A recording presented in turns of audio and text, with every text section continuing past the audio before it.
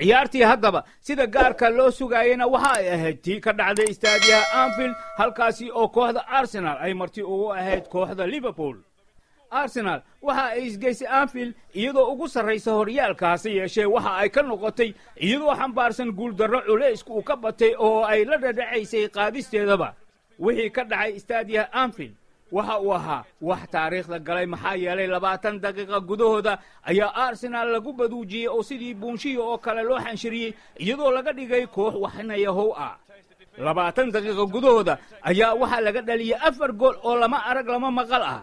waxaana la dhihi karaa Arsenal maba jirinba dhinac ay ka toosneed waxa fadhiid ahaa difaaceeda oo goolkeeda waa iska haawanayay khadka dhexe ma jirin oo waa la waayay meel uu ka baxay afka horena waxa la isweydiinayay in jiro uu ciyaarta qayb ka yahay iyo in kale maxaa yeelay isna lamaba aragba oo waxa uu waayaba ciid balooniga u soo falaashta sida ay ciyaarta ku bilaabatay ayaaba la yaab lahayd daqiiqadba kama soo wareegan markii balooni uu soo darbeeyay Gerrard uu madaxa la helay Skrtel halkaasna ka dhaliyay goolka hore ee Liverpool. Usually does well and it is a good one and it's into the net. Liverpool have scored.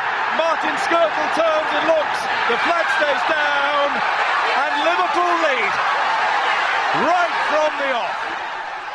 wuxuuna ahaa gool naxdinta ay ka qaaday Arsenal ay ka soo kabsan weysaba maxaa yeelay daqiiqadii 10aadna waxa mar kale ka sii naxsaday Skrtel oo goolka labaad ugu shubay shabaqa waardiyaha ka hayay Chesney. In from Gerrard, Skrtel there again.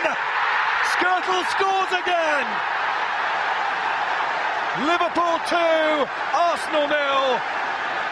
We haven't played 10 minutes yet. Arsenal undone by 2 set pieces.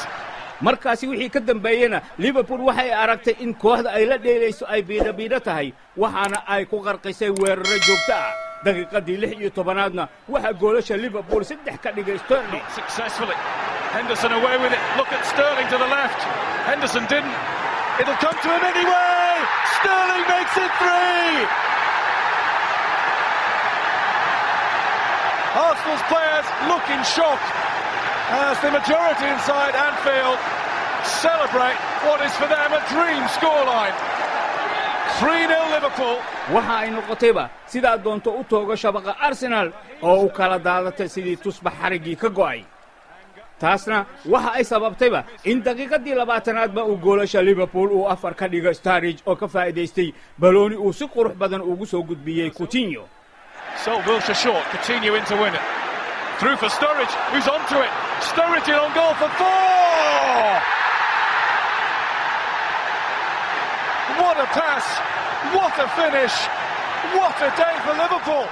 halkaas ayayna ugu dhamaatay Arsenal maxaa yeelay 20 daqiiqo gudahooda ayaa daakum laga dhigay oo lala simay cawska istaadiyaha Anfield Road. waana kari weydaba inay madaxa la soo kacdo oo waxa mar walba balooniga gacanta ku hayay ciyaartooyda Liverpool. qaybta hore waxa lagu kala nastay 4-0 kaasi qaybta labaad markii la isu soo laabtayna ayaa daqiiqadii 7aadba waxa gool shanaad ka dhaliyay Arsenal Sterling. He's taken it under control. He's got Sturridge square. He's got Chesney in his way, but not second time. Not second time for Sterling in the game either. He's got 2.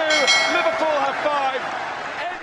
intaasi wixii ka dambeeyna Liverpool waxa ay hoos u dhigtay qaab ciyaareedkeeda iyadoo isku hubta in Arsenal aanay waxba isku haynin haddii Liverpool ay u ciyaari lahayd sidii ay u dhashay qaybta hore goolal badan ayaa ka dhalan karay Arsenal si kastaba Arsenal waxa aakhirkii ay heshay goolkeeda calanka wuxuuna ahaa rigoore uu gool u bedelay Arteta and Arteta does. The goal is celebrated by those Gooners still in the ground as though ciyaartuna waxa ay ku dhamaatay 5 kaasi oo lagu xaaqay Arsenal oo kadib jugtii cusleed ee ka soo gaartay Man City oo istaadiyaha Etihad lagu liqsiyay 6 gool ayaa waxa ay u soo hooyanaysaa London iyadoo dhabarka ku sidata gool darro kale oo aad u xanuun badan dad badan ayaana shaki ka qaba in Arsenal sida ay u dheeshay marka la fiirsho inay qaadi karaysaba horyaalnimada Ingiriiska. arbacada soo socotana ciyaar kale oo aad u adag ayaa sugaysa oo waxaaba istaadiyaha Emirates ay ku marti galin doontaa kooxda Manchester United. tababaraha Arsenal Wenger waxa uu qirayba in dhinac walba kooxdiisa looga